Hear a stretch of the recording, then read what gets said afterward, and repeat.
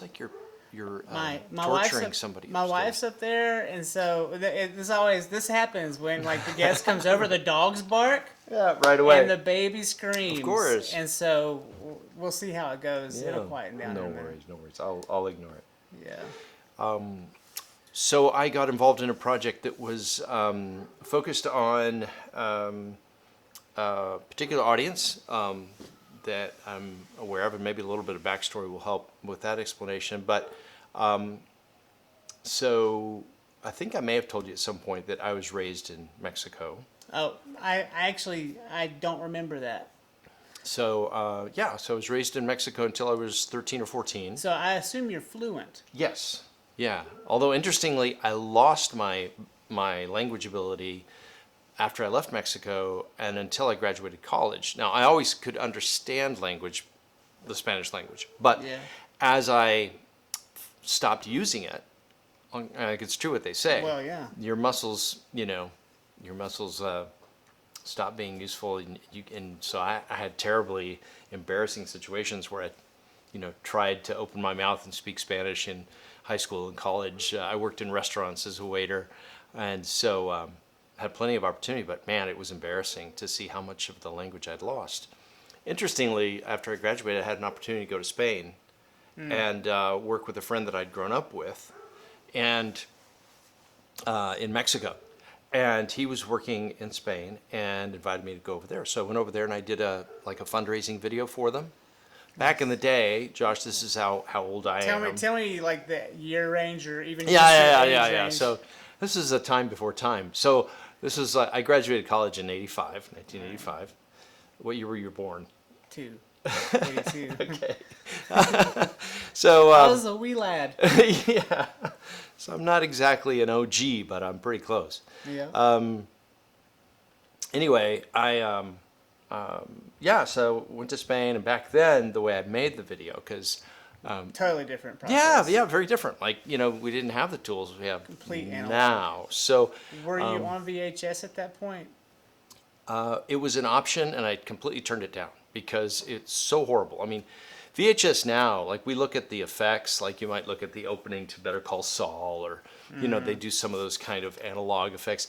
But imagine like your entire video looking like that. Like it was just not. So I'd started in photography, film photography, as a photographer. That's what got me into all of this. Is I had a love for photography from the time I was very young. Same. And my dad was a photographer. We had our entertainment was sitting down around the slide projector and having my dad show us, the slides. And so I was used to a 35 millimeter film image projected on a screen, right? And so to go VHS. Yeah, It's like a phone. completely. And as a matter of fact, I've often thought about this in recent years. Like, I got to grow up, right? So if I graduated college in 85, that means I was in high school from 76 to 80, 80 to 85 in college. Those were the dark ages in terms of imagery in our industry. Think about what happened then. That was VHS. That was 3/4 U-matic. Those were the early days of Betacam, SD. Wouldn't you have been 4 better by off 3. on 16? Completely. But the industry was in complete thrall They were trying to go digital. with video. Yeah. They were committed to it. Well, they had saw come- the potential, obviously. Yeah. But it still blows my mind how much they just decided to throw overboard. Like they threw, it was recently, I don't know if you caught this or not, but it wasn't too long ago, CNN did a special on the Kennedy assassination. And they had gone back to the 16 millimeter black and white film that was shot by news reporters in Dallas. Okay, the problem is we had never seen the film. We had only seen the terrible telecine they used in those days to get it on TV. Yeah. Well, when you go back and you look at the film, it blew my mind. It was like I was looking at a narrative film because it's film. It's Yeah. black and white film, but it's film. It's And like it's crisp and in focus. I had never seen it before like that. I had only ever known psychologically. Was that like the bullet shot and all of the? Like the Not assassination? that, because that's the Zapruder film, which is Got 8 it. millimeter. But I'm talking about like at the reporters standing outside the hospital, the reporters at Love Field, the footage of Johnson taking the oath inside the plane, Jack Ruby, I saw Jack that. Ruby I getting remember, shot. I saw that. Yeah. It's like, wait, this all feels like it was acted and staged and lit. And it was like 'cause it's really nice so on my beautiful on my imagery. big TV. It Yeah. was really clean. I Yeah, it's remember not the kind of snowy, flat, kind of terrible image that we're used to. That was, and basically that, I still remember one of the jobs I got when I was in college was working for a large government contractor called ITT Cannon. I think they're still in business, and they made connectors, lots and lots and lots of military grade connectors for everything from tanks to aircraft. It was a terribly boring job, but they gave me a video camera, and I got to like sort of travel around the different factories and interview, employees, employee of the month, and that kind of thing. Well, there are a lot of boring jobs when you start out. Right, but I was, like so many of us, just diving in wherever I can to get the experience. I know. They actually had in their storage, and I pulled it out to see if it would work. I never got it to work, but a reel-to-reel half-inch video machine. Wow. So the early days of VHS, before the VHS cassette was created by JVC, I think in Japan, I had no idea. they actually had reel-to-reel half-inch videotape. Wow. Crazy. That's how people would lug around tape decks and to get that terrible image when they could have kept shooting film. Now, recently, I know I'm jumping all over the place, but recently, that's what I want. So I on a whim. Oh, I know exactly why I was doing it. A few years ago, I was really interested in C-mount lenses. Okay. Because I was trying an experimental camera. It didn't work out too well, but that camera had a good resolution sensor in it, and it had a C-mount on it. Well, the threaded C-mount is the 16 millimeter lens mount. So there's actually quite a few. If you like so many things on eBay these days, there's quite a few. You can actually adapt that to any of the modern DSLRs with an adapter. So there's quite a few people out there trying to shoot with them and such, and they work really well on Micro Four Thirds cameras. So like the GH5 and the new GH6. Creates a cool effect too. Very cool, very filmic. Well, if you and I'm crazy about lenses, and so Cooke lenses out of the UK, right? They are gold standard for many, and they were originally made by a company called Taylor and Hobson. Well, Taylor and Hobson, if I've got my info correct, they made the original C-mount lenses for Bell and Howells and for Kodaks, for all the 60 millimeter cameras. So if you can find a clean 1-inch Taylor and Hobson lens, you've got a piece of history, in your hands. So I bought this on eBay. I bought a Bell and Howell 16 millimeter. I don't know what I paid for it. Not much, because people didn't really know what it was. The trick was, though, it was the last Bell and Howell 16 millimeter camera they made, and you could not remove the lens. Wow. It's not a turret mount. It's a lens that's manufactured somehow into the camera, but it's a Taylor and Hobson 1-inch 1.9 f1.9 lens. They missed out on such a money-making opportunity there. I think they probably realized it later. Probably. But so here was the nice surprise. So when I couldn't get the lens off that thing, I just put it back in the box and put it on my shelf. Yeah. That was about, 2 years ago maybe? So recently I pulled it out, and I went ahead with my son, who's Is this during the pandemic when you were born? Yeah. Even though I was busy with all kinds of work. But just for fun, we ordered a roll of Kodak color negative film. That's awesome. ISO 250. We shot it at 125 because I know from my film, working with film days in school and so forth, if you've got color negative, it usually, likes it if you overexpose it a little bit. Yeah. And anyway, so we took it out, and I had no idea if that camera was going to give an image or not. But we cleaned all the lenses. They look good. It has the one lens, but then it has a tele adapter and a wide angle adapter that came with it. This camera looked like it had never been used. Honestly, I don't know if it was. But there's probably a few of them just kind of. Yeah, it came in its original case, and it was the wind-up. It's the wind-up motor. Yeah. And you can set speeds from 8 to about 50 frames per second or something like that. You got me looking at one of my cameras. That little there winds up. It's got the You know, Was that an 8mm or I 16 believe mm? that's an 8. Yeah. Yeah, it's my grandpa's. All of those right there were my grandpa's. Nice. Well, we got it back, and it's beautiful. Wow. Beautiful. I just got it back, and I actually sent it to a lab in Massachusetts. What'd you shoot on it? So we shot just a variety of fun things. Did So, you like the scene, or did you just go? No. It was all daylight. So one of the things I wanted to shoot, we have a small creek outside like you, we live, outside of Asheville in the mountains here, and so there's a small creek near my house, and so I put this one shot. So I know this is terribly trite, and forgive me for whatever. even mentioning this name, because if anybody listens to this or watches this and sees this, they're just going to think I'm such a poser by saying They this. might But see it.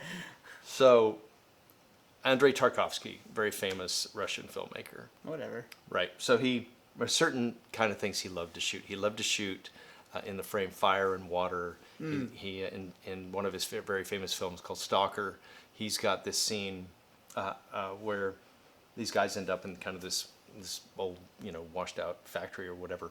Anyway, his camera sort of floats over the water, and in the water there's all these things like, I don't know, I think there's money, and there might be a gun, and there might be a religious symbol or something. So in the creek, I grabbed a few, coins from my travels, and no gun, but bullet casings, and some coins, and I don't know, different things, some old black and white photos that we had recently found because we cleaned out my mother-in-law's It's a house. nice homage. Right? So Yeah. I thought, and I put it, and I have a little travel jib.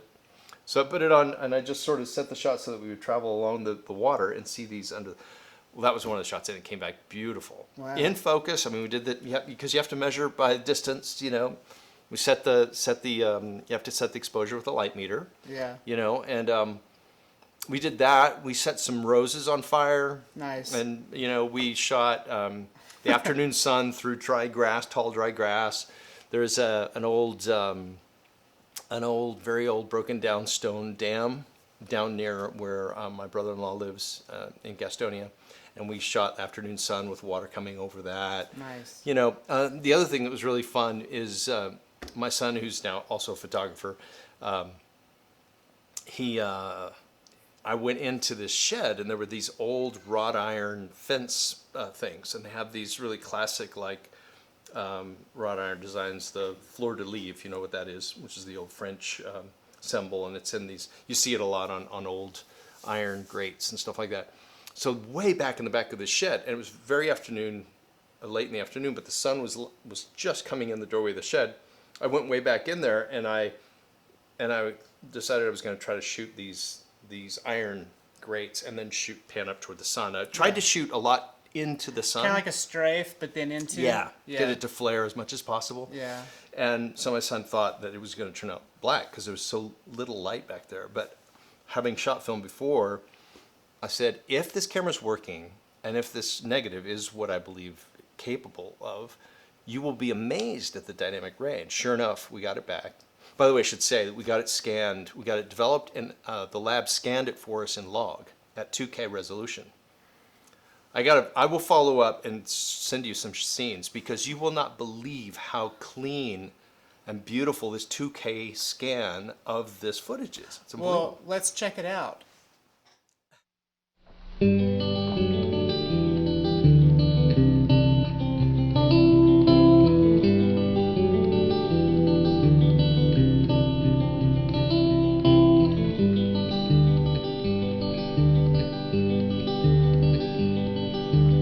I've been out walking. I don't do too much talking these days. La la la la la.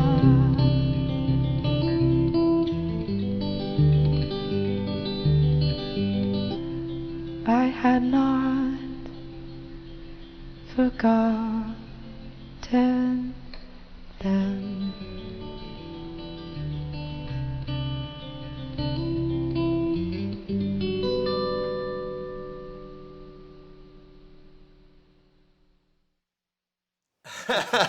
There we go. So next, when we cut. Yeah. Yeah, so, a bunch of fun scenes. I tried to shoot into the sun, water, fire, stuff that would be interesting. I shot downtown Asheville driving through a rainstorm because I love the look of traffic lights and stoplights through water drops on a windshield. Are you aware of the rainbow that pops up directly over 240 as you go into downtown? It's religiously always there during the rain. Yeah, yeah. You should consider I'll try to get it. catching that one day. We didn't have any sun that day. It was all kind of gray. On the right day, you'll drive right through the rainbow. Yeah. I've done it 3 times. Wow. I know. I've seen it. I've never driven through it, but seen it a number. Yeah, it'll show up. So yeah. So anyway, I'm sorry. I got off on several tangents. That's sort of. good. That's So I was what we telling you want. about. I got into Spanish. So I learned my Spanish in Spain, but all that to say, I got a chance to produce a series of online programs for people in Latin America who were really, really struggling during the pandemic, and so that's what I've been doing through the last year. Well, let's go back to your childhood. I mean, you were in Mexico for till you were 13. Did you have any influence in film up until 13, 14? Well, I mean, I would say the biggest influence I had was when I was 7, and it happened in Mexico City. What? Tell me. So a funny story, but I won't. Please, embellish. Tell us a few No, fibs. It's cool. no. I'm going to cut to the chase. I ended up. By the way, I wear glasses. Always have my whole life. It's not that bad. I have Same.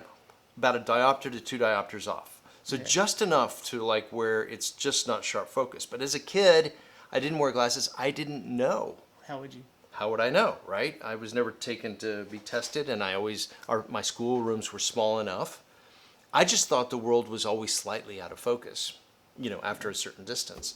And so I went to the theater. This is the first time I can remember going to a movie theater when I was 7.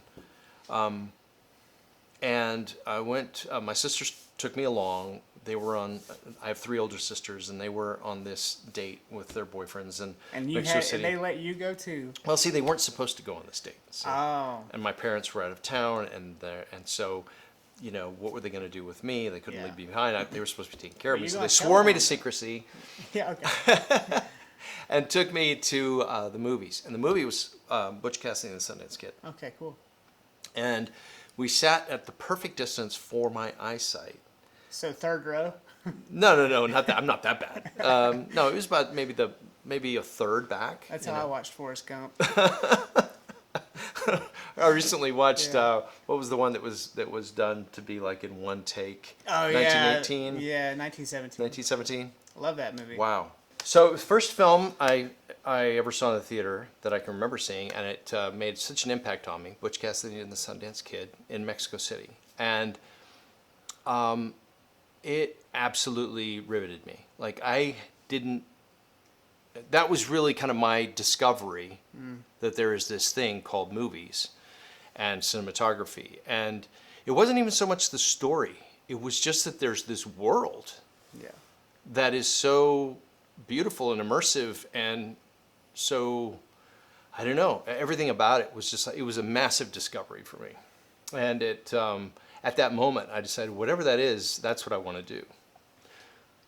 I had the same experience. I was in school, and did you have film classes in school? In high school, I took a photography class. Okay. Well, by the time I came around, my high school had invested a lot in the arts, which they don't have there anymore, sadly. But when I was coming through, starting my freshman year, I was able to be on like the school news team, and then on top of that, we took they were video production classes, and then by my junior year, we were in information superhighway classes that were like theory classes. And so I had 4 years before I even went to film school. And when I got to film school, I realized that my peers did not have those classes. And so I was kind of head and shoulder around the corner. And so it was neat. Yeah, that's pretty amazing pretty amazing opportunity for anyone at that age who has a chance to study film or photography. I had a very interesting experience in college that's in reverse of yours. So the digital age had come, 2002, 3. And I was supposed to shoot on a Super 16 for my film thesis. This was like my junior or senior year in college.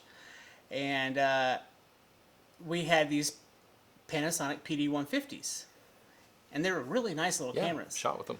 Yeah. And easy to use, easy to edit comparatively. Mm-hmm. Also I didn't have to pay for processing. And I said, I'm not going to shoot this on 16. I'm going to shoot it on the PD-150 and see if I can trick them. And I gambled because had I not tricked them, I would have failed that thesis. But they never knew. Really? They couldn't tell. Huh. And I made an A++. Well, there you go. Yeah. And I was kicking my feet up. I didn't have to wait around for the film to come back. I didn't have to pay the money, which at that time felt Yeah. expensive. It's still pretty pricey. Yes. And so I kind of thought that was, in my opinion, hilarious that the graduate students who were teaching our class were too dumb to see the difference. And I think that might have had someone like you been sitting there in the director's seat, you've been like, something's off about this. Well, I would have told you you're missing out on one of life's great joys. Yeah. Because that, and actually I'm going back now to developing my own still photography. I'm getting back into black and white film photography. I got my Mamiya 645 back off the ground. Nice. Didn't take much. It still was Yeah. perfect. Yeah. I took it to Ball Photo and I tried to digitize them. I feel like the person behind there Yeah. messed up my thumbnails because they came in really low res, and I'm like, these should be big, Yeah. but they were really small. So Yeah. Yeah. No, I would recommend that you think about scanning your own negatives. like going and buying the scanner. I thought that was pricey. It can be pretty pricey, but the benefit, like you say, unless you build a relationship with somebody who loves scanning, and who isn't like under pressure, like maybe Ball Photo might be, to just put a bunch of things through so that they, so that they get their customers' rolls of film scanned and out the doors as quickly as possible. But again, I keep referring to my son. He's invested in a scanner and a high-end Epson scanner, and it's real. There is an entire art to scanning. It is. Did he buy it without talking to you? Yeah. No, And he's. when you showed up and you were impressed, did he light up? Yeah. Oh yeah. Oh yeah. But he's on his own track, so he's shooting large format, medium format. I've seen his stuff. And It's yeah, great. he's posting quite a bit on Instagram. He and followed the UNC wrestling team for a good yes, while. yeah, and I'm incredibly impressed with his work. Of course, I'm his dad, but no, his scanning is really, and he's actually doing that professionally now. He's got Scanning? he's So got he's back in processing for people. well, really, I should say for one very particular client. Cool. One of his professors that Nice. he studied under. She's a He found a niche. he did find a niche, and she found a tremendous ally for her work. Right now in Asheville, she's got an exhibit on of her photographs. Really fascinating. So he's done a lot of very high resolution scans for her. She shoots medium format film for the most part. Yeah. But yeah, no, it's incredible. It's so time consuming. It will try your patience. I mean, it's crazy how much that end of it is still kind of, like I don't mind spending time developing the film. I don't mind, sending the film off, waiting to get it back. But man, when you're still kind of beholden to the digital thing. Well, the hard part for me with the Mamiya was I didn't have a way to just say, hey, let's print this. Right. And so I had to bring it into digital. You have to. And at that point, I feel like you lose something if you're not really careful. Yeah. And so I shot the Devil's Courthouse in the fall. Great shot on a medium format, Yeah. by the way. And I brought it into digital, and then I printed it, and it got pixelated somehow. Yeah. And I was really But the good thing bummed is you out. have the negative. See, you've do. got the negative, so Yeah. you can always go back to that. Yeah. Which I kind of brought up for a reason, getting back to film and video. Yeah. And that is that, we keep saying we're in the digital age, but are we really? Because hard drives and even SSDs, I'm not convinced that they are an equal replacement or a better replacement for analog film or even analog tape. Because what you'll find, and I've had the privilege of working with organizations that at an enterprise level, And they are backing up. You know what they're backing up to? Film. And tape. Yeah.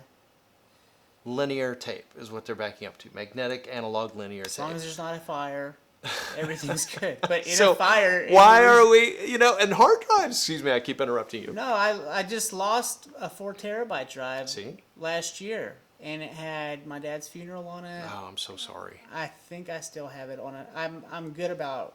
Yeah. And so, I mean, look at all those hard drives stacked up there. That's the dilemma of, I think, everyone. In You're the far industry. more organized than I am, but yeah. That's just half of them.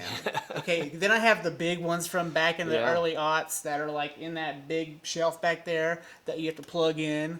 But think about the average person. Do you really think the average person is taking time to back up their drives or keep 3 versions of a hard drive? Of course not. Of course not. So think about the incredible amount of historical wealth that is about to vanish or is vanishing as we speak. It's ghosting. It's just like falling away. You can almost feel it like in the Avengers thing when they turn to ash, Well, and like, good luck starting them back up, especially the old plug-in Yeah. ones. And you'd have to have an engineering degree to reboot them. It feels to me, as even as I talk about this with you, it feels like a crime. Because think about the historical record you have if you, like you said, your grandfather's 8mm or 16mm film camera. Well, you can still go back to those negatives even if they've just been stored in a normal box. That's the thing. We have tubs and tubs and tubs Yeah. and tubs. And my uncle and I, we have a similar relationship to you and your son, I guess. Just like we're trying to like ingest it. Yeah. And trying to like figure out and organize which pieces are important and which ones aren't. Like Christmas '96 versus Christmas '78. Yeah. Like, where are we? How can we get these right? I think it's really hard. You feel it. Obviously, what I hear you saying is that you're articulating this sense of a responsibility that you have, right? Well, to take care of those things, right? To be the archivist in a way for your My family. mom's, when she goes, it's me. Yeah. My mom's currently the historian. She took over when Pop died. Mm-hmm. Okay, and so now, and she's doing a really good job. Mm-hmm. And so I'm like, again, kicking my feet up, thinking everything's okay. But at the moment she slips Yeah. off the end, it's me. Yeah. No one else is going to be there to do it. And I think the mistake that my uncle and I have been making is, well, and this was in 2000 and let's say 6. Okay, and so we put them on these 200 gigabyte hard drives, and we were like, wow, what a good deal. And it was like $129 for a 200 gig, and it was like this big, and it Yeah. had a plug. Yeah. And we were taking everything onto that, but then all of a sudden, like, we did not realize the conveyor belt, or should I say escalator, into the new realm of hard drives. And so that Maxon hard drive, or whatever it was called, is completely obsolete Yeah. now, and so slow.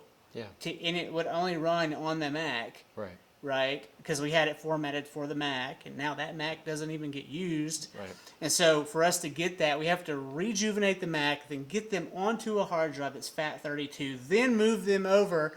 And so we created more work for ourselves, and now we're like, well, I guess we could get them on a solid state, Yeah.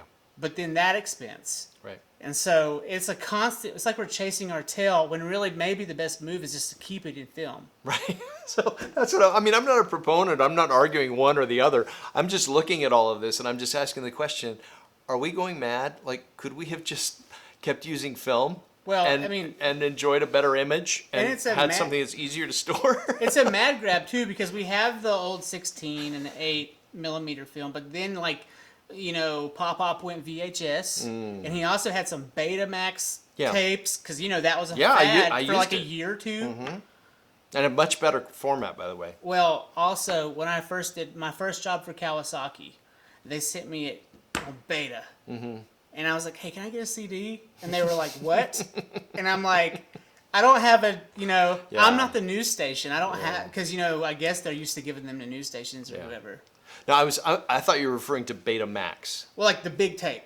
Okay, so there's professional beta, which was Beta Cam, and then that turned to Beta SP, and then that turned to Beta HD. But I don't know if you know this or not, but the competitor to VHS in half-inch customer-oriented video was Betamax, Yeah. invented by Sony, and a much better image, much better transport system, but they didn't market it as well as JVC did VHS. So they ended up kind of becoming a another remnant of history. Whatever Kawasaki sent me, and I'm pretty sure it's probably a pro version of beta, whatever. Yeah. I felt like I had baby hands holding it because it was like it's like that big. Oh yeah, they sent you the 90-minute It was- Betacam SP. Yeah.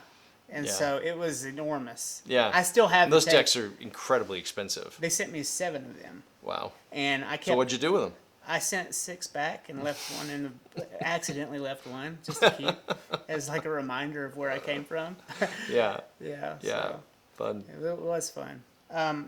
Your son. I want to get to this. It's very rare that a son follows you in your footsteps in your profession. Like I know I never wanted to be a football coach. My dad was a football coach. Okay, he wrestling coach. I got burned out early. Okay, maybe it's because he forced my hand. I don't know, but you brought your son up, and where were you when you realized he was really a disciple? And Well- kind of going after your same ambitions in a way. Well, I would say you should probably talk directly to him. Sure, bring him But in. he really did choose his own path. Like I did not, I didn't expect him to follow me. Did you want him to? Was it kind No, of like, not necessarily. No, as a matter of fact, I always knew he would get involved in some kind of art because he's just Yeah, you can. The moment you see him, yeah, just a he is creative an guy. artist. He's a creative person. Yeah. But I just left my gear out, and so left it up to him, and he actually caught on. I didn't really think he did have an interest in it because it really wasn't until I believe, if I remember right, it was the summer between his junior and senior year in high school Yeah. that he actually even showed an interest. Started to, I guess, blossom into whatever he wanted to become, and he started showing his interest again. Yeah, but he's his interests were so varied. I mean, he's interested in music. He still is. He's interested in. It's a cousin of what we do. I mean, Yeah. if you don't have But it, that's the emotional part of it. but for me, like my first interest or my first love when I was 14 or 15 was my Fender guitar. Yeah. And I feel like me understanding rhythm and cadence led Yeah. me into editing. So my greatest regret is not continuing in my music lessons. Really? I never did learn how to play an instrument, and I think it's actually, to your point, I think it's actually hurt me. It's hurt my development as a creator, as a film storyteller, because I think it is such a huge component. Now, I think that my appreciation for music, I think my deep interest, especially when I was in high school and college, I loved seeing your LP turntable over here because I had Thank a you. lot of those when I was. It's super cheap, and I got it at Best Buy, but I needed one. But I had, I made my own cassette tapes, Yeah, of so I loved seeing Star-Lord. What movie was that? Oh yes. Guardians of the Galaxy. Guardians of the Galaxy. That was a lot of fun. Like so many people, they just hit on something that I think was quite commonplace. We The made our own. Walkman. Yeah. I had You a had on the cassette little foam Walkman. ears Yeah. and- yeah. Yeah, funny story. When I was a kid, so one thing that will fill in a lot of blanks, maybe. What was I doing in Mexico? Was a 13-year-old. I come from a line of preachers and missionaries. Oh. So my grandfather was a Protestant missionary into Venezuela, actually in the 1940s. That's where my dad grew up and learned Spanish, and then he went to Cuba, and my sisters were born in Cuba. I wasn't born until after the revolution, after they left there. So then that's what I was doing in Mexico. So I grew up in a Protestant, foreign missionary type world. That was so. When I tell you, my dad had cameras and typewriters and tape recorders. That's why, because he was communicating. He had his own radio show. Oh wow. Podcasting back before podcasting was a thing. Back when radio was a radio. Right. Yeah. And my dad was, he was both a minister and a journalist. He loved photography and he loved his radio show. He loved communicating. Yeah. And I think that's what he gave to me. Back to your question about fathers to sons. So what the world he opened up to me was how you can just communicate, and a love of communication and telling stories, right? Because people loved hearing stories about worlds beyond their own. And I think we still do that, and I think that's universal. So when my dad actually had a reel-to-reel tape recorder in his office that he would record on, but then I remember one Christmas there was he gave me a Craig cassette recorder, had the little joystick. And I would, for a couple of years, I used that thing to record everything, sound effects, surreptitious conversations. I even got the phone tap so I could record, Awesome. like phone conversation. I was crazy about audio. So all the way around back to music, in a way, like the ear definitely leads the eye. Yeah. And the ear is the gateway to your emotion through music. And then the thing that gets us all hooked as visual communicators is when we see what happens when these two come together so perfectly, right? With when you good get lighting. just the right track Yeah. with your visual, it just becomes something magical. And that's what hooks us all, I think, as visual communicators. So you touched on when you stepped into the industry, and were you more in the news and television industry at that point? Let's see. 'Cause I know I didn't really. I mean, I really did. My focus was really to work in the film system. So I chose, my school, my college career. I started because I wanted to get into film. Now I got distracted.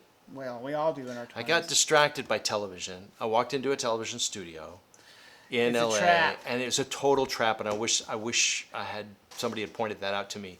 But I spoke to I don't recall his name at the time, but he was one of the most successful ABC television producers at the time. Yeah.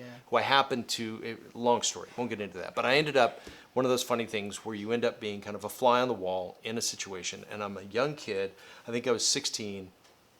And I'm in this huge television studio, all these lights and the cameras, and this very charismatic kind of person comes over and introduces himself, shows an interest in me, right? I mean, the power of showing interest in a person.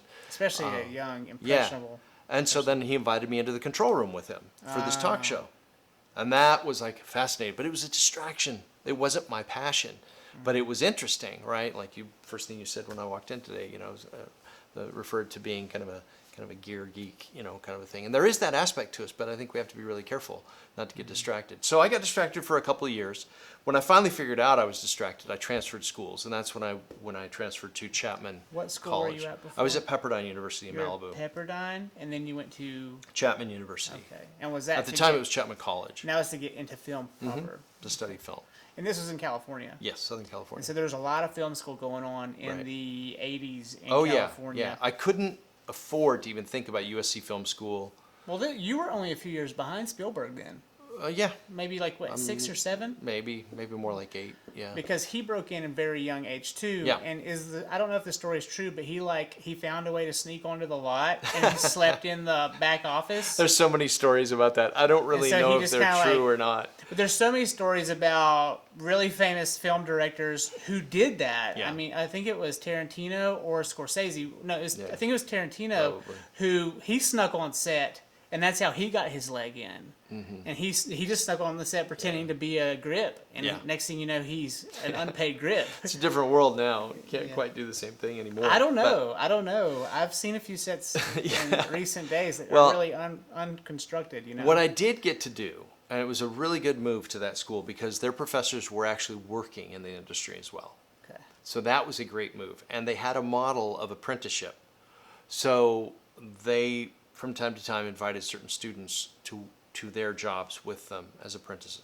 So that happened with me, both with still photography as well as film. So I ended up working as a video tap operator. So before... What's a tap Yeah, operator? yeah. So I'll tell you. So video tap. So the viewfinders, before there was the possibility of having a video monitor on your film camera that we take it for granted now. Yeah. Before that time, when it first came into the industry, in the viewfinder, the big Panavision viewfinder, Yeah. they put a video sensor in the viewfinder Wow. and a tap, That's a smart. connector. Yeah, and so the connector on that viewfinder was called a tap. So you would take a BNC cable out of that, and I had my little cart, and on my cart was this massive boat anchor of a U-matic 3/4-inch video recorder. Like a tube, like a big tube TV almost. No, it's a deck. Oh, it's a deck. It's a The deck. The kind that goes clunk, clunk. I'm If you've ever heard it. I'm still thinking of the TV records. No. The monitors were, we weren't. I don't think they might have been too. But the funny thing is, the image coming out of that viewfinder was very poor. It was only black and white. Yeah. And so it's a low resolution, but it gave them something. So I got to work on set with a film crew pretty consistently. That was and what it gave me was the opportunity to work directly with the director. Because as soon as he had a take, he would come over and ask me to play it back. Because they got very dependent on it. It was amazing how quickly they got dependent on, like, let me see that back, instead of let me just trust that I got The it. daily. Yeah, right. Wait until the end of the day to see the projectionist put up the dailies. No, they needed to see it right then. So it kind of brought to light the insecurities of those directors. But the cool thing was I had the perfect seat on set because I had to set up when everybody else did. So that meant I was sitting there in my chair because it takes, a second. You roll your deck in, you plug it in, and you've got your cable. And you give it to the assistant camera, and he plugs it into the camera.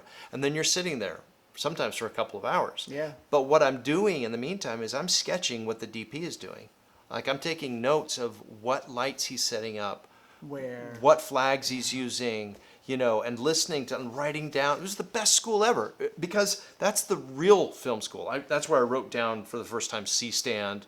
It's the first time I wrote down, a single net, double net, flag, a floppy, sandbag. Like, I was just a sponge eating up this stuff. This was real world information that I wasn't getting in the classroom. In the classroom we're theorizing about what was Hitchcock trying to say in Vertigo, instead of like, how do I tighten an arm on a C-stand? What does lefty loosey righty tighty mean? It's like you're getting the real stuff. So anyway, it was fun. I was really blessed to have that experience. But my career in Hollywood film was not to be. I just wasn't patient enough, and I had this other opportunity to start making documentary. Were you too nice? Maybe. I feel like you get that a lot. People are like, you're too nice. Not but like I get, in my own way. I would say.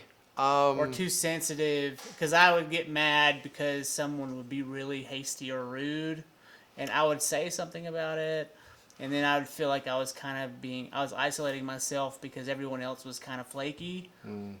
No, I think what happened, here's what I would tell my younger self.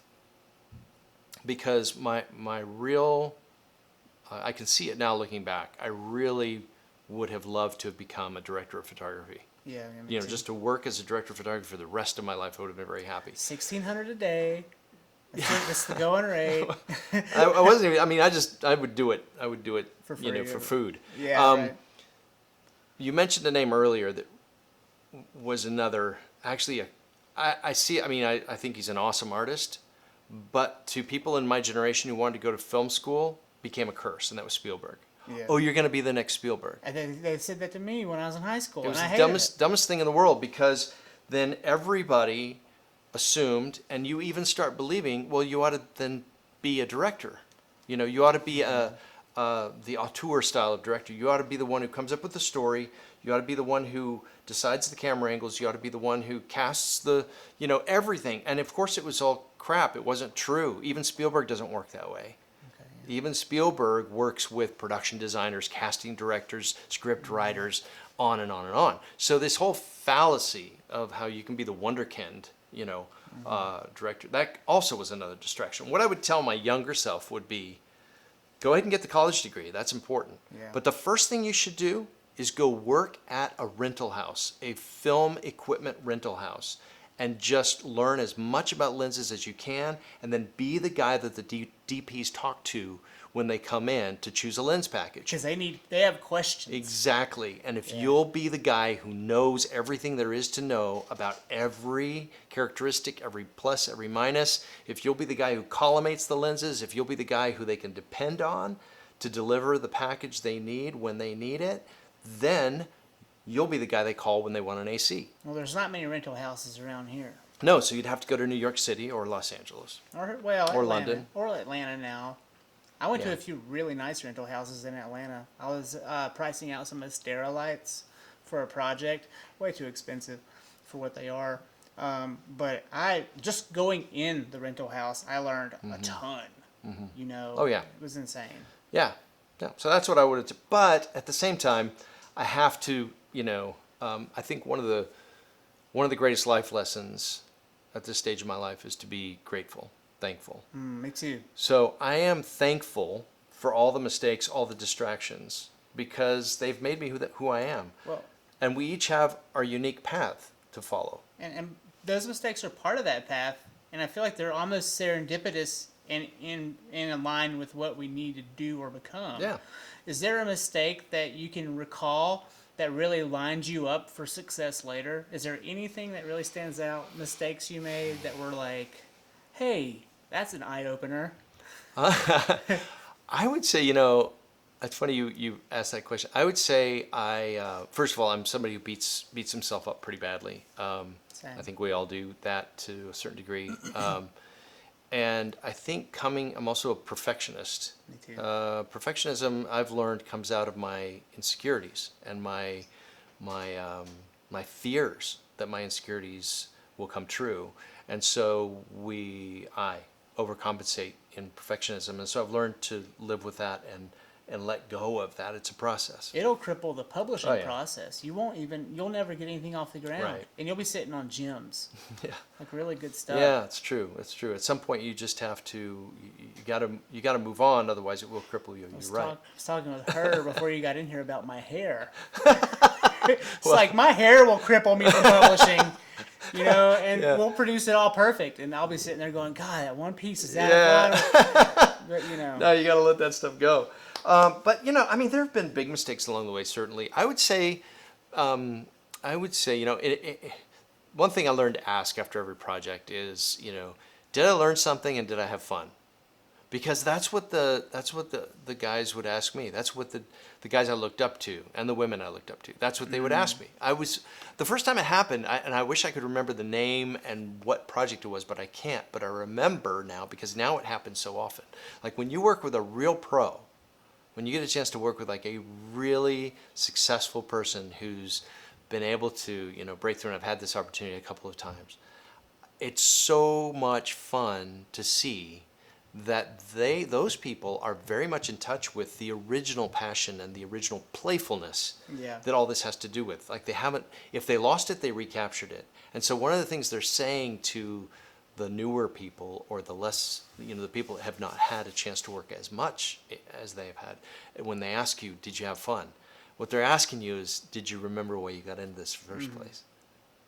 If you did, remember, because it's really all about fun. And if you have fun, that will come through your work. It will. If you're beating yourself up over the mistakes you made, it's going to show on the screen. Have you now I've worked with you on collaborative projects, and they were really you were the leader of these projects, and everything went really smooth. I thought, maybe not, but I was like, wow, that was a smooth process.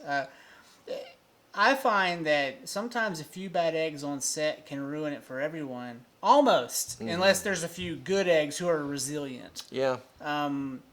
In 2017, I was on a project that started out really well, but by Thursday or Friday, a few people had gone out drinking, and then the next day, things turned really toxic, and it ruined. I mean, I feel like because we were on a 4-week shoot, and so by Thursday, everything was really slamming, and then it's like we didn't cross the finish line as a team. Yeah, that's unfortunate. People, you've been on sets, I imagine, and I don't know if this happened to you, but people were flaking out because of disrespect.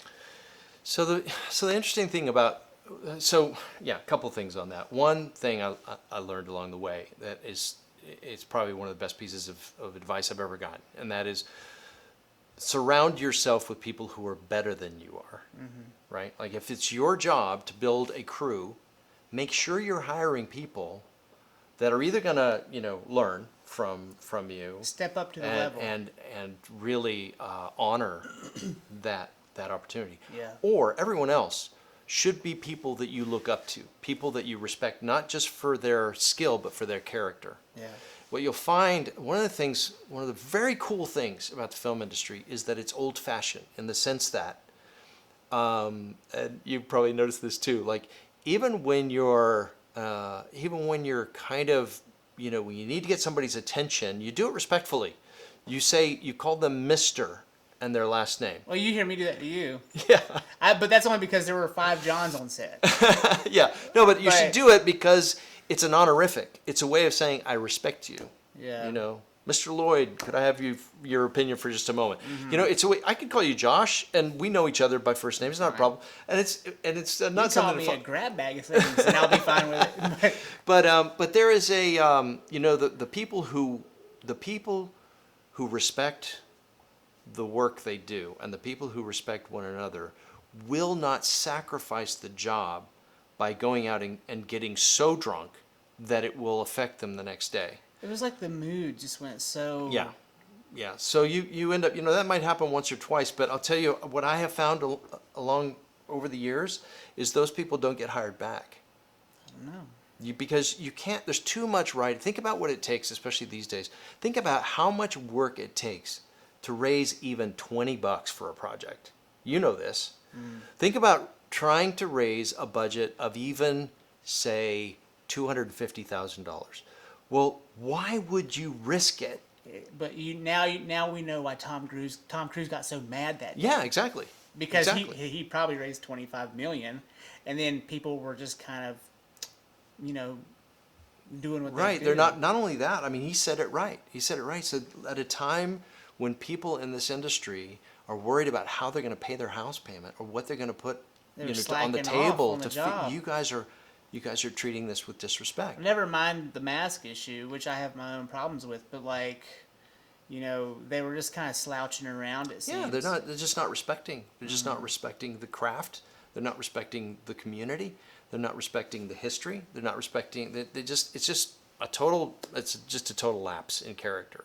So I will say I am adapting because I am 58 years old. So I come from a time when it just was the way it was. Maybe it was wrong. But if I showed up 5 minutes late, I was fired. Yeah. If I didn't show up 15 minutes ahead of time, I was late. Yeah. And the AD made me live that down the entire day. Why? So that I would feel lucky to have the job the next day. There's a reason why. It's not just because people are mean. It's because if you don't understand that you're hired for a specific role, there's not a backup to your role. And if you don't show up, then nobody does your role. And guess what? The entire production could either be delayed or miss the shot or miss the day or on and on and on because you decided it was not important to get up or be there on time or do something else. So it's like that's the world I was formed in. And what I'm finding is it's even at a time when it's harder to raise money, it just seems odd to me, and here's where I really sound like an old cranky guy. It's odd to me that that is being lost. Like people on set, I'm finding, are beginning to lose a little bit of that work ethic. Let me challenge you on that. I don't necessarily hold these Yeah, beliefs. no, it's certainly not. I'm just playing devil's advocate. I've found in my short experience over the last 3 years that, I've got 20 years in. Okay, I started when I was 18. I'm 39. I found it easier in a way to make more money independently, weddings or motorsport or whatever, than it was in the industry. And so I'm walking into these jobs and they're paying as low as $200 a day to be on set in Atlanta. they're paying, DP 600 a day, which is decent money, but it's not, Not it's great. not consistent money. So it's Yeah. like for a week, and then what? Yeah. And do you think that this is happening because the industry is cheap in a way, or the producers in control are trying to save a buck, and so we're getting a lesser than version of the people who could be in? I mean, I think there's a lot of reasons why it's happening, and there's always in every business, or every market that grows, you're going to have the stresses of growth. The simple truth of the matter is that, even I didn't end up working in the Hollywood film system. So, I mean, what I'm telling you might be completely wrong, because I'm also working from kind of the independent sort of film area. But as more and more and more people, right, become filmmakers and storytellers, visual storytellers, and more tools are made for more people, then you don't really have one set of rules. You kind of have, depending on the culture where you are, you're going to have different norms. In the Charlotte area, I can tell you, I was recently, a lot of work happens in Charlotte. It A lot of does. TV work, a lot of film work, and A lot of motorsport. and there's some tremendous talent there. I've been really impressed with the way that the film and television production community in Charlotte has. There's an Ari Alexis place down there. Is it a rental house, or is it like a real Ari Alexis? I don't know. The only person I know of, not that he's the only person, but the person I know in Charlotte who has Aries, he's quite busy. I mean, Well, yeah. I mean, so I would think that's also probably a rental house as well. well, that's a question I want to get to. Does having the right camera make you more approachable for work? Do you need a system? Do you need an FS7 or better to get in the industry and work? No. Does it help? It helps to be knowledgeable about the gear, and it helps certainly to have a functional knowledge of how the menus work, what they look like. But you don't have to own any of these cameras and I would say I'm in agreement with the position that you make your project with the camera you have. Yeah. It's not, your project doesn't depend on the quality of your gear. It depends on so many other factors, like how much care you put into storytelling, and how much care you put into all the other things that go into the image. Now, certainly it's going to benefit the better camera you have, the better lenses that you have, and so forth.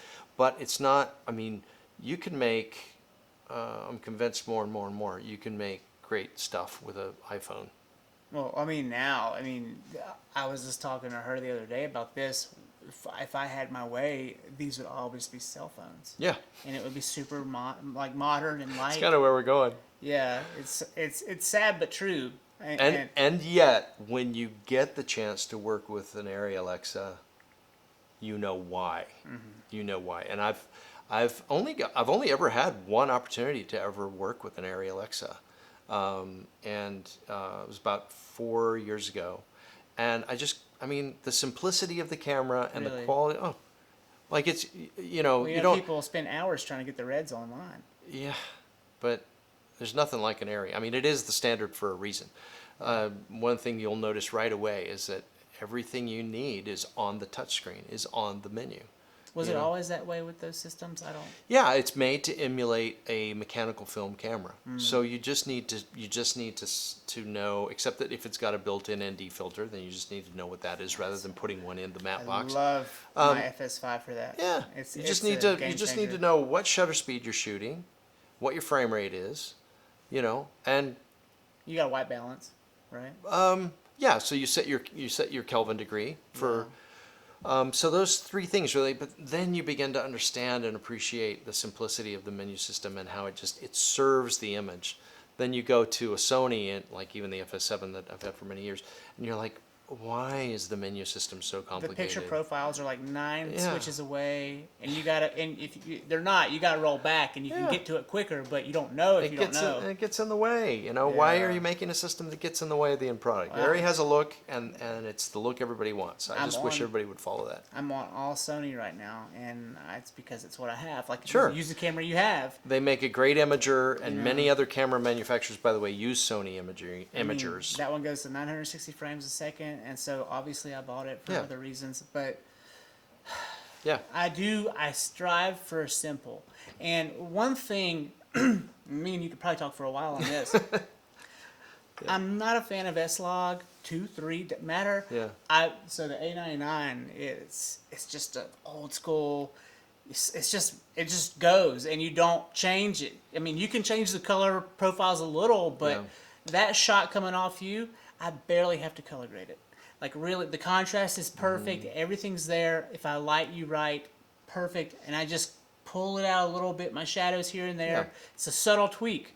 But these two, I can spend an hour on each one, getting them from flat to what that looks like.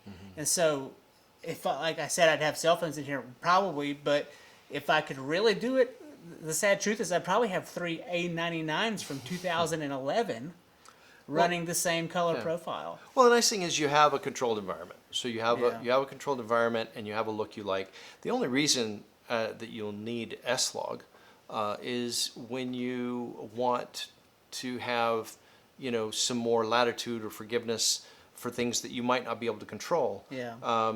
And so, I mean, if you've got the look you like, and you're willing to commit to it, go for it. Yeah, maybe. I don't know.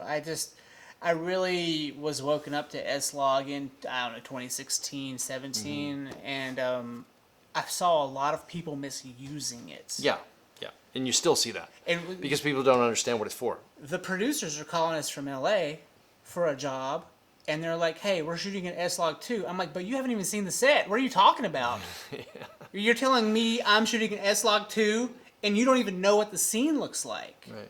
To me, that doesn't make sense. Well, from the other side, though, in the process, what they're really saying to you is they're saying, we have a way that we want to color grade our project, and we're buying what we're asking for when we ask you to shoot S-Log 2 is we're buying insurance. Because it forgives. There's more forgiveness. So if the colorist gets something that you committed to and it's baked in, it's more work. It's more work to change the color temperature. It's more work to change the gamma. It's more work to change the to get separation in the high end. I hope that those producers are that in cahoots with their color artists. Maybe they're not. Maybe they're just doing it because they've been told to do it. I feel like a lot of people are going with a trend. Yeah. Especially on the front end. A few of my partners and I have kind of come to a conclusion that some of the producers don't know what they're talking about, and then others, they're a bit more flexible on that. And then we've had situations where, like, well, hey, who's editing this? And they don't have that lined up yet, and we're like, well, why are you telling us what to shoot on? Yeah. And so we get a little bit of back and forth. And it's very rare that we get that deep in a conversation with a producer from LA anyways. Yeah. But it's... The other way to look at it, though, too, is to put yourself in their shoes. Well, they're nervous. They don't know. They've only used this once or anything. So when you're giving them what they ask for, right, then they have to live with that decision. Yeah. And S-Log 2 and S-Log 3 could actually be a blessing for you because, as you know, art is a matter of taste. And so if the executive producer or the director or whoever in the chain disagrees with your choices that you made when you baked in the look on the camera, Yeah. right? So go ahead and give them what they want, I say. Oh, that's sound advice. I've had the fortune or misfortune of being on both ends of this stick as a shooter and then also as an editor color artist. And as the color artist, I had a job recently come in, and they had a bunch shot on a red. It was beautiful by itself. It's a great camera. Didn't need to be touched. But then they had a GH5, and they shot it in an S-Log. I don't know what, because no one could tell me what it was, and it was just mud. And coloring it just was a non-starter. Whatever happened there, we couldn't get it anything. Mm-hmm. We couldn't get anything out of it, and it's looking bad on me Sure. because I'm the color artist. Yeah. And, I mean, what do you do then? Well, you're actually what you're describing is a situation where a couple of decisions compounded negatively. Yeah. First of all, you're trying to use a camera that is not even in the same caliber of camera as a B camera to the red. That's Not even first close. problem. Not even close. Second problem, you're trying to use log in a camera that wasn't really designed to use log, and so all you're doing is you're just like you said, you're just degrading an image. With the GH5, it would have been much better to use one of their profiles. Maybe even choose one of the. I haven't used it a lot, but I used one recently last year, and it had a very pleasing cinema look profile. I don't use them all that much, but there was something like that in there. Wasn't exactly a log look, but it was something that would give me at least what felt like a wider dynamic range. But what happens is, like so many, because log has become a thing, right? And so then marketers use it as a thing. So on cameras that don't have the guts, for instance, or the wiring or whatever, the design to be shot log, they reverse engineer a log onto it to satisfy, what they think the end client is getting, as you said, kind of the uninformed end client who thinks they're now shooting in some sort of a log, but they're just shooting in a flat profile. Yeah. And many times it's not even, the problem is if it's an 8-bit image, right? That's the other thing. It's like, do people understand what 8-bit, 10-bit is? Like if it's an 8-bit image and you're putting log on it, now you've really created a problem because you don't have the color depth. You don't have enough information to unpack it and put a LUT on it. Yeah. And so that's one of the things you need to know. It's like, am I shooting on an 8-bit system, a 10-bit system? If you're on a 10-bit system, you can shoot flat, and it's got the color depth. It's got the number of colors that you can then, pull out and work with it. But if not, you're just going to be hurting yourself. They would have been better off on a GoPro. Maybe. Although GoPro's really hard to work with. I worked with a number of them. Yeah, well, they come in flat. Yeah. And, and it's a Still crisp low image color, in most cases. low color bit depth. But Yeah. yeah. It's still, though, without getting lost in all of that, mumbo jumbo, it's still amazing how good the cameras look these days. Well, speaking of cameras, you're still on the FS7, Yeah. but are your interests moving into any other technologies now? Well, right now, as I told you toward the beginning of the conversation, where I'm kind of going right now is I'm in a little bit of a retro phase. I'm going back to film. I can't stay there because I doubt that any of my clients are going to agree to me shooting their next project on that Bell and Howell. But You might be surprised. yeah, maybe. Charge a premium. What I have shot with lately that I really liked quite a bit is I shot on the new Sony FX cameras. The FX3 or the FX? Both the 3, which is the A7, right? The kind of the It's just A7 with DSLR two audio model, mounts right? and that's it, And but the FX6, which yes. is kind of like much better camera than the FS5. Yeah. So large format sensor, PL mount. So I got to use one thing that I just really, and I'll send you this as well. I got to shoot a music video project using Tokina cinema glass. Cool. Wow, what a difference! I mean, That's relatively every affordable glass, right? yeah, you rent it, you don't buy it. Yeah. You don't want to end up buying, even at $9,000 or $10,000 or $12,000 for a kit of 3 lenses. It's still, you don't want to have that amount of money sitting on your shelf. You want to rent that glass. And Sage advice. oh yeah. Plus, the glass will be better if it's working and cared for by somebody else. What if you are the rental house? You better have enough clients And insurance. and insurance. So we matched a prime kit of Tokinas with let me see if I'm going to say this correctly. The French cinema. Why is it escaping me at the moment? It'll come back to me. Oh gosh, it's as old as cinema itself. Anyway, French zoom lens. We wanted one zoom lens that would match. Wow, I mean, it was just, when you get a chance to work with equipment that's made for What was your base? The FS7? Ingenue is the brain. Ingenue? Ingenue zoom. What was your base camera? What were you? The FX6. The FX6. Okay. Yeah, well, that's Yeah. a combination there. I mean, Yeah. that's a really clean look. Yeah, amazing. And we shot an S-Log 3. We shot an S-Log 3 because we shot out in Texas, not too far from Austin, and we were shooting in an area that had suffered quite a lot of flood damage during Harvey back in 2017. Okay. So we were shooting a project where a nonprofit had built 20 homes for people who had lost their mobile homes. Nice. So they had been granted a piece of property, and they created this plan for a new They weren't for a mobile new homes neighborhood. anymore. No, right? they were They were like really nice. they could take a storm. Oh yeah, yeah. I feel, but this is a tangent, but this is Yeah. okay. I feel like that's part of the problem with American culture is the mobile home culture. It's like that was like a 70s kind of ideal. It's like let's just throw them in a can and they're fine, you know. But now we're starting to see, especially in the Midwest where the tornadoes are so bad, it's a really bad move. And so, what's this look like? What is that? I imagine cul-de-sacs for some reason.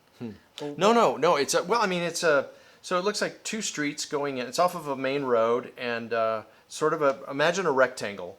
And so two roads go in and they connect at the back. So it loops through. Yeah. And there are two streets that connect that rectangle. So you've got, two entrances that connect at the back, and that becomes a street. So you've got that street, then two others, and in that whole development, there's 20 homes, and they have yards, nice sized front yards, nice sized backyards. Are they ranch style or are they more? Yeah, probably more hexagonals? one-story ranch style. What's the type of house that can really withstand like the weather there? Well, I mean, I don't think there's a home that can withstand a tornado, but those homes would not get washed away in a flood. Plus, the thing is, they're not on a floodplain.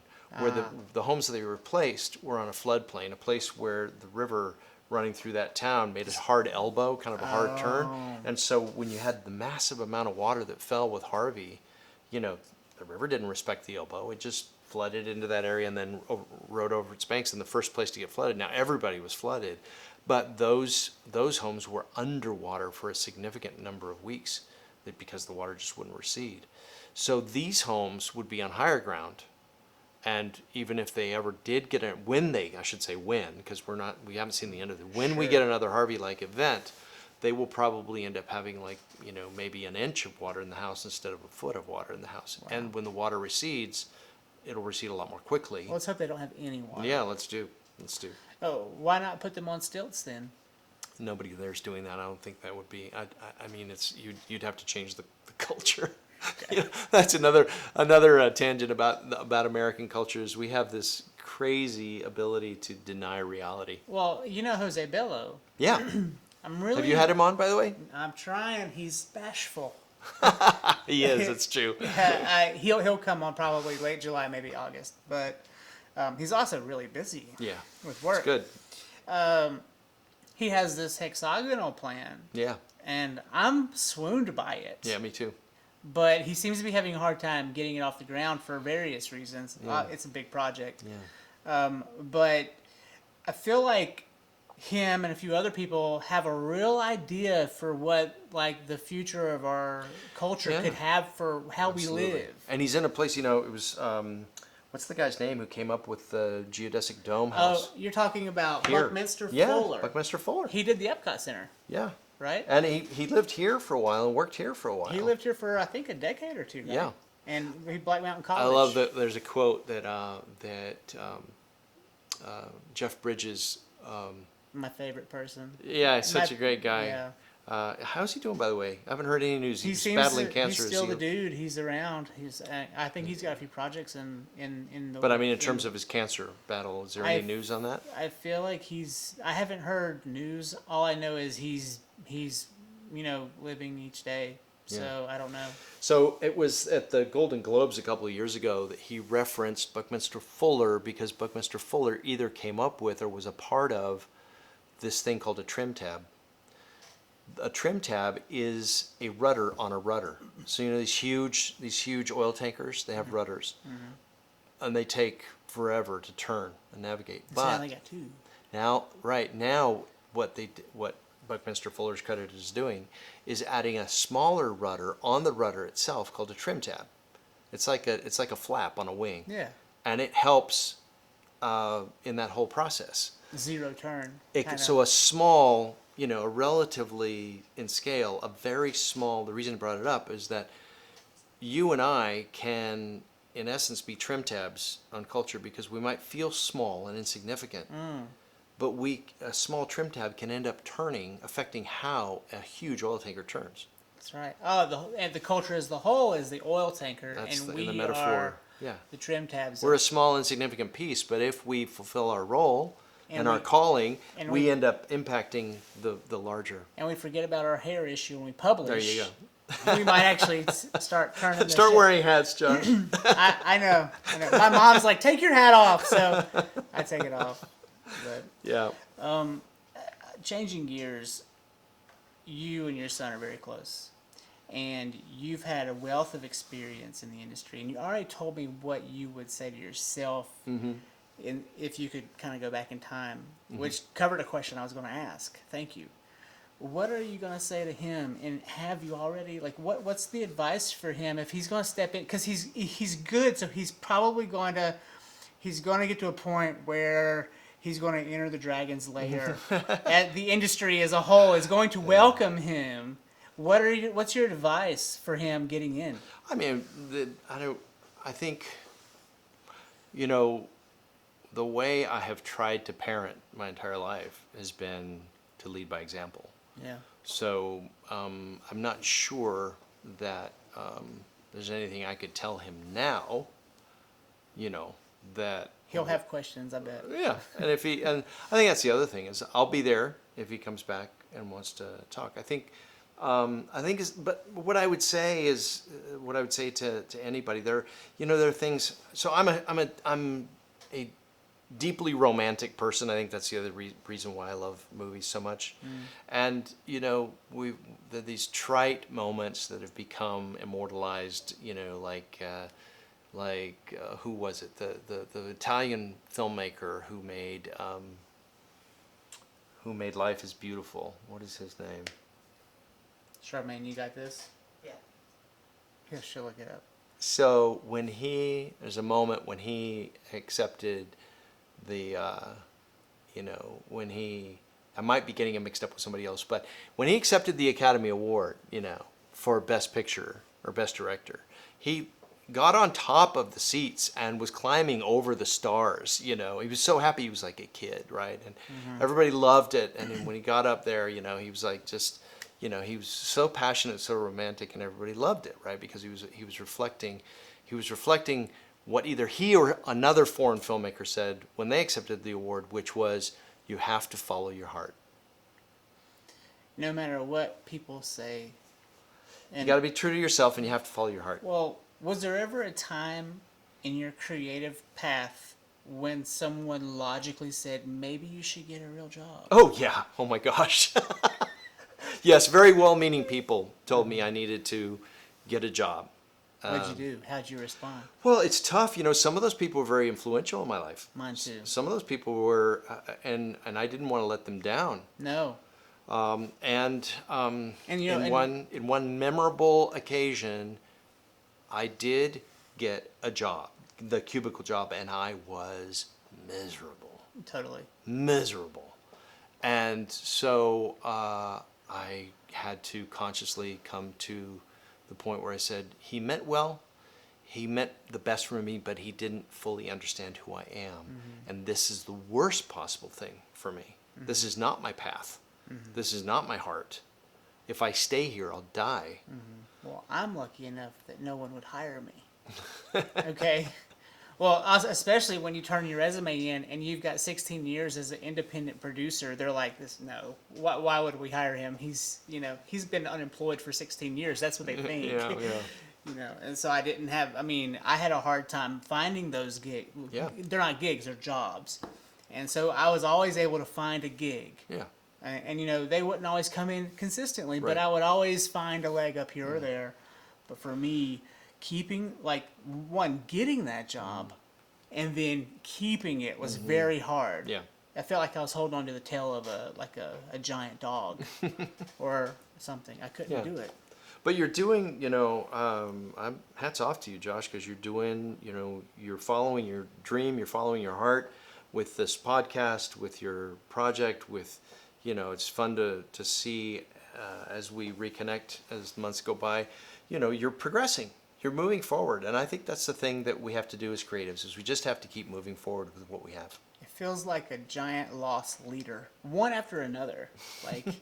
Like, okay, well, I'm going to invest in this, and I'm investing in myself. I'm saying yes to myself, and I feel like eventually it has to pay a dividend. And you're learning along the way. Oh. Like even what you shared with me in the email invite to come and talk to you. You showed me what you're doing, which is phenomenal. You've been through some experiences. You've said, that way of doing things is not for me. I need something that's simpler, that's more economical, it's going to get to the end product faster, which I think is genius. Well, to take this outward, I fell in love with the art department. I never mind camera work. I feel like I'm above par there. Like, I realize that I really like working with my hands, and I really like building studio spaces. It's like therapy. Well, it shows. It shows. And so Nice. like if you're out there and you need a studio, call me. But really though, like it just felt right, and I didn't get there until the pandemic, and I was never really one to pick a hammer up and start working with my hands. But I had a lot of wood laying around. Yeah. You bring up a point which kind of brings us back to somewhere close to the beginning of our conversation we talked about what was going on during the pandemic a little bit. I think that, things like, so the pandemic has been, in a way, it's been hard for a lot of people, right? Life stopped in many ways, but we had to make a decision. How were we going to use this sudden, huge pause that was put on our lives? Are we going to, and I think this is a really good learning point. Looking back as life starts to get busy again, it's like we should all at least take stock. Like, what did we do with the time? Did we? Because that was probably a once in a lifetime. Now, keep in mind, as I say this, I do not mean to be. I want to be mindful of those who suffered, of those who did get sick, of those who did lose loved ones. That's a terrible thing, and I'm very sorry But we that have to happened look to so at many the people. optimistic side of things But too. for those of us who weren't Silver impacted by the linings. illness, right? It gave us an opportunity that few generations have had, and that is an opportunity to stop, take stock, and maybe make a choice about how we can make use of our time. We reset the clock. Well, we didn't. I think China might have, but it got reset. It got Our- reset. yeah. It happened, and I think it also reminded us of our humanity, reminded us of our frailty. I think it kind of gave us a chance to take stock, and so I think that's I hope moving forward for the rest of my days that I'll have a different point of view about the many pauses that come in life, maybe between gigs. What am I doing between that time? Take enough time to get some rest, okay, but then reinvest in yourself. Learn something new. Just, I guess, in another way of saying it, time is so valuable. Don't waste it. It's more valuable than the money.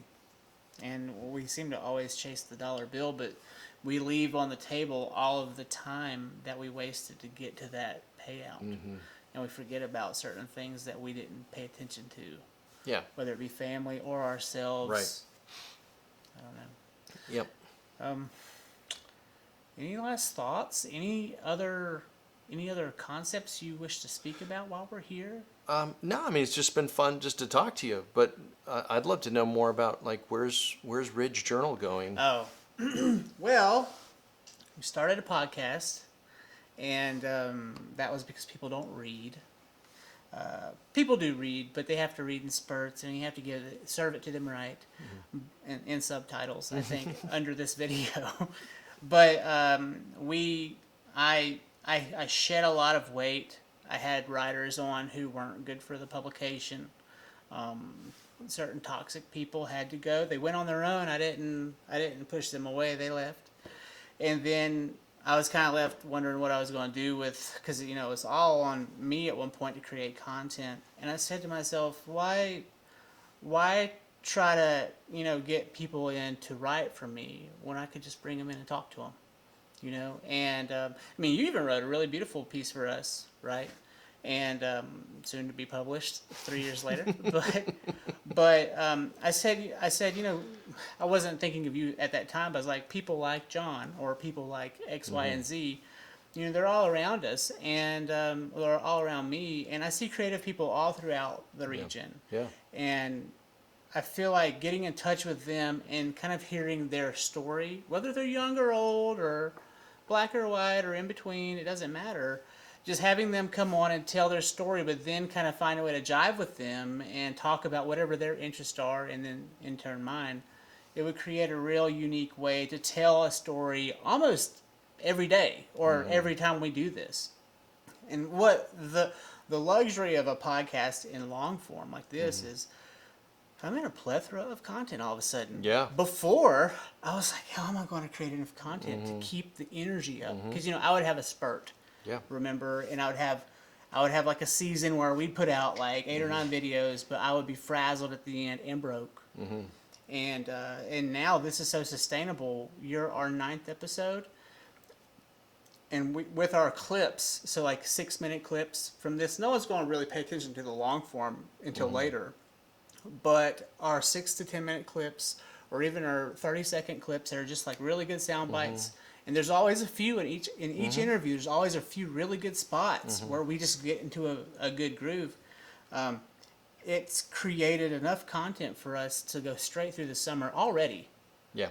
Because every Tuesday and Thursday we would release, maybe on Sunday too. But we have like 5 clips per episode. That's great. And so on and on and on. And I don't plan on slowing down. I mean, we're going to Kansas in July, so I won't shoot that week, but... it is a great chance to photograph some Kansas skylines. Yeah, some dramatic skies there. Yeah. Did you, when you were in Texas, were you seeing a lot of that there? Oh yeah, that's one of the things that I. So once I knew where we were going, so our location was determined. And by the way, one of the things you'll see in one of the clips, so I shot 2 music videos out there with 2 very distinct types of artists. One is a rapper with a hip hop artist, and the other one is a far more classical, sort of singer. And so, I didn't get a chance to do much of a scout. We did book a day of scouting, but right before we start production. So thankfully, I had a friend out there, and I asked him to go by. And one of the things that interested me in his scout was he flew a drone over the property, and I noticed there was a pond at the back of the property and some trees. So I got interested in that, but I didn't really have much to go on back there. I was just hoping it would be as beautiful as I hoped it would be, and that it wouldn't be full of rattlesnakes and stuff. It probably would be, though. But we got there, and the first thing we found out, because I wanted to go back there immediately and find, what does that look like? Well, 2 things happened. We got back there, and the pond was on the ground, was as ugly as sin. This would look horrible on camera, and the trees were all scraggly and awful. My DP, he comes all of a sudden right about the time I'm feeling like, okay, great, shoot, I'm going to have to sort of reimagine what I was hoping I could shoot in that kind of scenario. I hear this like, hey, John, look over here. And it was literally one of those things where turn around and look the other way. I've been there. Right? So bad. I follow him, and I walk around this, what looks like an old weather-beaten, not pretty weather-beaten, but like just a kind of dilapidated farm building. We walk around it, and all of a sudden, you'll see it. There's this grove of majestic oak trees. Wow. That look like somebody painted them. And next to this field of beautiful grass, and I was just like, oh my gosh. So the pond got scrapped. And we ended up having this, and thankfully the lady who owned that property, because this was an adjoining property, she was more than happy to let us shoot there. And it was just beautiful. And so another one of my favorite filmmakers, who's also a maddening filmmaker, is Terrence Malick, and he shot Tree of Life very close to where we were in Waco. and very close to that same So that time was of year. Brad Pitt, right? That was Yeah. Gosh. Yeah. And it started in space, and then it came Well, back. it doesn't start in space, but he goes. It's a study of the Book of Job, actually. Oh, that's neat. I didn't realize that. Yeah, a lot of people miss that. I did. I just thought it was a beautiful film. There's deep spirituality to Terrence Malick's work. He was raised in a Lutheran church, I believe. So that film is, as I understand it, is very autobiographical. So his father was a very hard-minded, very work ethic-oriented Lutheran, and he was kind of, I forget which one of the boys he is. He sees himself, but so a lot of his work will have these sort of cosmic spiritual dimensions to them, but that one especially. It has anyway. I was so happy to find those oak trees, because then my my inner sort of Your muse came to being. Him and Chiva Lubeski, who shot that film, Emanuel Lubeski, just one of the most brilliant DPs alive right now. And so right away I was like, okay, so I look up at the sky, sure enough, there's those gorgeous, big, voluminous cumulus clouds that you get in Texas. Yeah. And there's those trees, and there's that light. And so we also, one of the things I had scripted for one of the pieces of music was to have sort of a family backyard gathering for the whole community as the sun is going down. And the only day that we could shoot it was the day we actually got afternoon sun. The other 2 days it was raining on either day. So that was also kind of like a nice cosmic smile on the whole production as well. I have a few questions about Tree of Life that I couldn't figure out. It looks like they're in the salt flats of Bonneville, but I don't know if they were or not. Right. And there's yeah, a lot of for once. smoke around. Was that heaven? Is that, Yeah. that was? Yeah, two things there. It's actually a coastline. So if you notice, there's also kind of water, but it's sort of the kind of coastline where it's very shallow. It goes so they out were very, in very, the very seafoam mist then, in a right. way. So, and also the other clue there is that the characters are suddenly all their ideal ages. Like the mother is in her beautiful youth, Yeah. right? And Sean Penn is playing the grown son, but in his most vital stage of life. Yeah. Interesting, the image of you have on the monitor behind of God. I can God explain reaching if out you'd and like. touching. No, I understand it. I know what it's all about. I'm gave sure it it- has a personal. I gave it my aspect. own meaning. Oh, there you go. I'd love to hear that. Yeah. But yeah, so yeah, it's a wonderful. If you don't mind, I'll send you an article of one of Please. one of the best articles written. If you can remember to send me all these things. Yeah, remind me, Yeah. Charmaine, if you don't mind, help me remember. Yeah. She'll send out her. So tell me your what this means to you. I've explained it on a few already, but so I find this in myself and as well as in other people. And so I don't think it has any meaning to what Michelangelo meant it to be, but for me as an artist, I find myself on both ends of these hands. In a lot of cases, as a publicist, I'm reaching out to artists, and I'm like, hey, I really want your attention. I want you here. I want to talk with you and collaborate with you. And the artist is overzealous or cocky or uninterested or lazy or whatever. And I can't get them to come back. And so that's that limp finger, right, on the right. But then lately, I found myself the limp finger when certain people are reaching out to me and I'm aloof to their driving interest, and I'll be like, why is that person giving me so much attention? Because I'm not used to the attention in cases.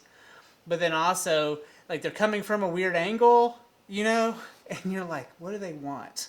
And so I think people in general put up a wall, especially these days, because all the, I don't know how many times I've been called by Vanessa about my extended warranty. But, like, if you take more than a second to say hello on the phone, I'm over you. Like, and I just feel like, I wonder to myself sometimes, how many times have I missed an important phone call because I was screening for telemarketers, and that's just a small tidbit, but you're seeing both sides. You're understanding both sides. I feel like it's an ebb and flow, and so like you get, on one hand, you're in many ways acting the part of the muse, or the muse, in my opinion, is God's touch, right? And then in the other side, you're numb, or you've got on blinders and you can't see the big picture, and everyone's right there trying to help you, but you can't see that they have good intentions. And so that's what that means to me. But what's it mean to you, John? Well, at the moment, I think that, so I would go back to what I understand sort of the universal meaning is, and that is that, we can feel so close to God, Creator, if you are, so inclined, and yet there's this great distance between us. So that distance between the two fingers, while it can seem small, represents everything. Represents, the heart of story. Many times, the heart of story is the search for resolution, right? The search for a character for he or she to be able to make sense of their world, to make sense of, to answer the question, what's my purpose? How did I get here? And am I really loved? And is the person who brought me here, who's responsible for my being alive, do they love me? Do they care about me? Do they even think about me? So in this case, Adam and God, I believe those are the two images that Michelangelo represented. So Adam is given this great responsibility to be the first, human he's made by God, and he's on earth. And yet because of his own decisions, he breaks the relationship that was so close at one time. So what I see in Adam's hand is I see, weakness. I see a willingness to re-engage God and to reconnect, but he's weak. He's he's in spite of the fact that he's responsible for breaking and dealing with the consequences of his choices. And then on the other side, I see a creator who is still reaching out, still offering the opportunity to reestablish connection. So for me, establishing and reestablishing connection, redeeming connections, restoring connections, especially meaningful connections that have to do with our overall purpose in being and why we're here and who we are, our identity. Well, a lot of people, a lot of artists are addicts as well. And they don't even have to be creative people, but a lot of people today are really suffering with, adult onset depressions and even really high anxieties. What's your take on how we can help people kind of come back to the surface and be more, I guess, present? Well, I know this is something that's very, very important to you. I know you spoke to me once about maybe doing a documentary about this. There are quite a number of people in my family who have been or are bipolar or suffered depression or need clinical help to be able to stay stable. So, it's a close one to me as well. I think so. First of all, it's probably the most difficult question you could have asked me today is this question. I know. Well, I'm asking people because I'm hoping someone's got a real epiphany coming. Well, I don't know if it's an epiphany, but here's something that my family observed. There was, of all, sort of going back to Job, if you know the story of Job had all these well-meaning friends that showed up to him in his moment of despondency, and they tried to help in their own way, Yeah. They talked a lot. That happened also to a member of my family. But there was one person who showed up, who just sat there, didn't say anything, just sat there. And almost like a really good dog, All right. just absorbed, in a sense, just kind of sat with my family member in the pain. Didn't say anything. Didn't put any judgment or No any judgment. tasks on Didn't them. try to offer help. Didn't try to offer advice. Just was there. And then when they had to leave, they got up and said, "Well, I'll see you next time." That's nice. So my epiphany was sometimes when those we love are in pain, they don't need our advice. They don't need us to say anything. Sometimes we can say the stupidest things when people are in pain. We don't even realize how stupid we sound, but we're trying to help. The best thing we could do is just be there. Yeah. don't say anything. Just be there. Just be a presence.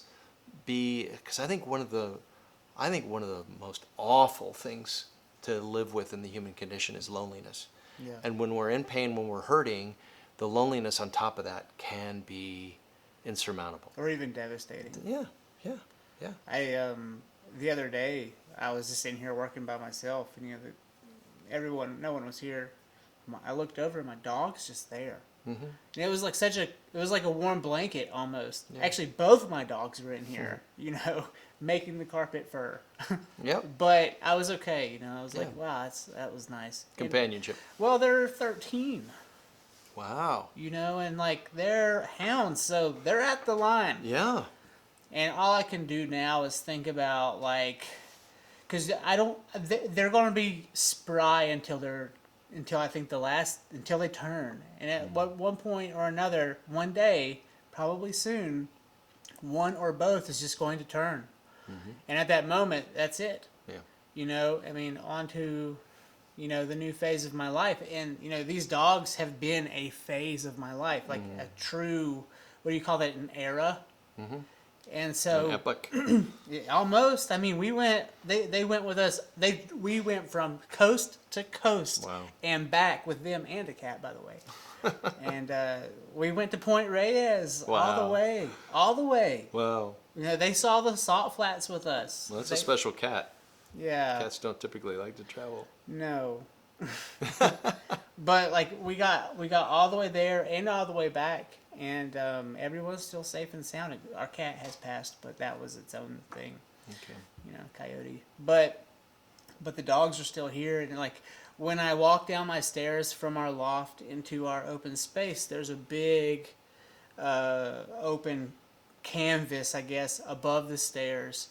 And I took a photograph of them in Rose Canyon in Salt Lake. And it's the two dogs and the Utah mountainscapes. Yeah. And it's it's a stitch. And so it's 16 images. Wow. And it's a stitch of them.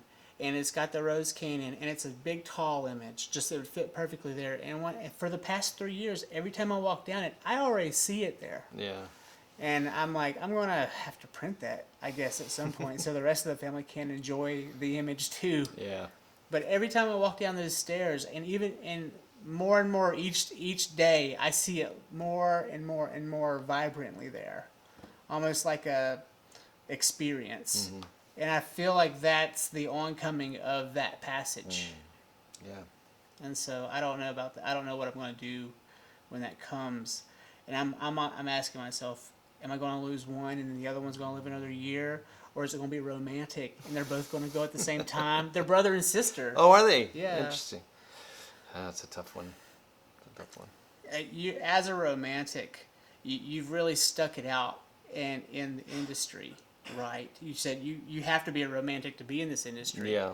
More so that you have to be such a romantic that you are sacrificing money or even pride early on to stay in. How have you held on to that? And I personally feel that it's gotten easier as I've gotten older. That's your water, by the way. It's been there. Ice has melted. But as I've gotten older, it's gotten easier because people are just like, forget him. They're like, he's not going to listen. Just leave him be. But how have you held on? And well, I guess so. Let this be my parting shot. Yeah, I thought we'd be there. You have to have your limits. You have to know. You have to know what your limits are. For me, the reason I'm not in LA or I'm not in New York is because I have a family. Same here. So obviously, in my case, it means I made a decision that my family comes first before. So one of the sacrifices, if you could put it that way, which I don't feel has been a sacrifice at all, has been to put the needs of my family first. My relationship with my wife and my two boys, that goes first, and my mother-in-law out here and my sister-in-law. Because I'm all about, one of the things I have from the Hispanic upbringing, Latino upbringing, is family. Family in the sense of not just my immediate kids but all of them. Mm-hmm. And so because of that, I my limit is I'm not going to put myself first, because though I have that choice, I would not want to live with the consequences. My life would not have meaning. I might end up being, I don't know, who knows? I might end up, hanging around with some of the names I've dropped of people that I look up to in the industry. But big whoop at the end of the day, right? I'd be an empty shell of a person. Yeah. Why? Because the thing that matters the most to me, I have neglected and I've abandoned. One of the most tragic stories I heard recently on one of the podcasts I listen to is The Daily, Yeah. and they do this thing called Sunday Reads. I don't listen to it all the time, but got to listen to this excerpt of a book about a Swiss photographer that came to the U.S. His name's Robert Frank. Got a Guggenheim, award to go photograph the American continent and its people. And as photographers, it's become a landmark work. His book is called The Americans, and it's An outside perspective. yeah, and it marks a watershed moment in photography, because he captures motion in his photography, unposed. Was this thing. recently or was this back No. He this was in the early 50s, Okay. I believe, Neat. late 40s, early 50s. And it has impacted so many photographers. If you haven't, you can go to the library and get the book. It's there's a and in the podcast, they reference the preface that Jack Kerouac wrote for this book, because Robert Frank couldn't really get them published. People didn't appreciate them. He thought maybe Jack Kerouac might appreciate them. This was at the time of the Beat generation, and so Jack Kerouac did appreciate them. And after a long night of getting incredibly intoxicated, as he was wont to do, woke up the next morning and wrote this phenomenal preface. Just like stream of consciousness, just wrote it out. And it's something else that I recommend you read and see along with his book. And it's marvelous. It's a huge gift to us, these photographs, and Jack Kerouac's preface, and the landmark, collection of these photographs that allowed us to see ourselves in a way we'd never seen ourselves before. I have to ask Charmaine, have you seen this book, or are you aware of these photographs? I recommend you have a look if you get a chance. Anyway, the tragic part of the story is Robert Frank completely abandoned his family to do this. I mean, his young wife at the time, and children tried to follow him at one point, joined him in the journey, but he just neglected them to the degree that he didn't realize until much later in his life, in his second marriage, and after both of his children died tragically. Wow. And you go like, well, what was it worth then? Like, we look back and we're grateful to have this man's work, but you can hear and just in the author's, because this author who tells this chapter of the rest of his life that we don't really know about, it's just I guess because Robert Frank died last year or a year before, and so there are examples. Well,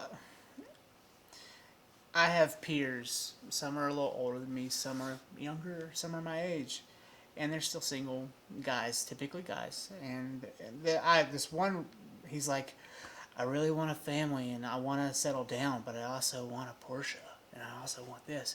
And in my experience, it's like, I think you might get the Porsche faster if you have a family. Not necessarily, but like marriage. Maybe it won't mean as much to you. Maybe it won't mean as much to you, but marriage has helped me to become more financially capable.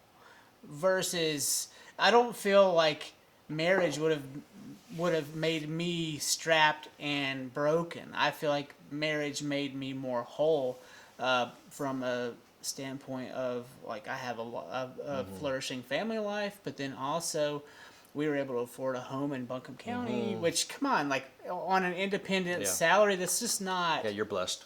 It's not possible. It's possible, but you're trading it, because if you're working that DP lifestyle and you are making $1,600 a day or even close to that, 16-hour days, every day, and Yeah.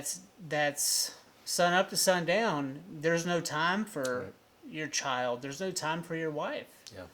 And I feel like in today's age, do we have to choose one or the other? Can we not have a fulfilling career path in film as well as a fulfilling family life? I feel like that's possible, especially post-COVID. So we're overtime now because I thought the last thing was going to be my parting job. But I you have find- to strike a balance. It is hard. It's very, very hard when you don't have when you are in the kind of work that you and I do, the way that we're employed, we're self-employed, and so I don't have a job with a film production company. Yeah. You know, if I did, then maybe I could work with my boss to like work out a better life work balance. But when it's up to us, then we have to set the limits for ourselves. And I think one of the hardest things to do when you're in the gig economy is to find clients who understand that. You know, I've just come off a year of working straight. Right now I've got a week off. You know, I am so incredibly tired, but I'm also just soaking up the time that I get to be home because I've had to be away from home during a lot of that time. So it doesn't mean that you're going to strike the perfect balance, right? But it means that as long as you keep perspective as to why you're doing what you're doing, and you know you have your limits. Like I get a chance to say, you and I, when we get a job opportunity, we have that moment when we can say yes or no. Or we can ask a question and say, is there flexibility with this job? You know, which is another thing to learn to ask. Like, how much of me do you expect to get if I say yes? Because I also have a life. So can we work something out, you know, so that I can continue to be the person you hired me to be? Because the person you hired me to be, like the reason I am that way is because I have a balanced life. If I get off balance, I'm not going to be, I'm not really going to be who you need me to be. So that's the other crazy thing about American view on work and life balance is that, you know, we really need to adapt. We really, really desperately, as a culture, as a national culture, we need to learn to adapt. Maybe that's something else we can come out of the pandemic thing with. It's like, you know, other cultures have figured this out. Like, there's no great benefit to working yourself into a grave. So naps in the afternoon, like the Spaniards. Absolutely, Right? absolutely. Or 4-week paid vacations to start, like many European countries. Some paternity leave would be nice. I heard 6 weeks paternity leave is the Yeah. standard in Scandinavia. Yeah, no, Americans want to work ourselves into a grave and then think that we're so great for doing it. Our parents wanted that. Yeah. Yeah. Not necessarily us. Well, John, thank you. Thank you. It's been opened fun. You opened up a lot more questions. We'll get you on again. Okay. Yeah. This is fun. I It's look forward to seeing the end result, and I hope I will follow up with you soon with many of the things I mentioned, but definitely the samples of the 60mm film that I shot recently. Please do. Please do. Okay. I'm Josh Lloyd, and you're on the Ridge. Thank you, John. Thank you.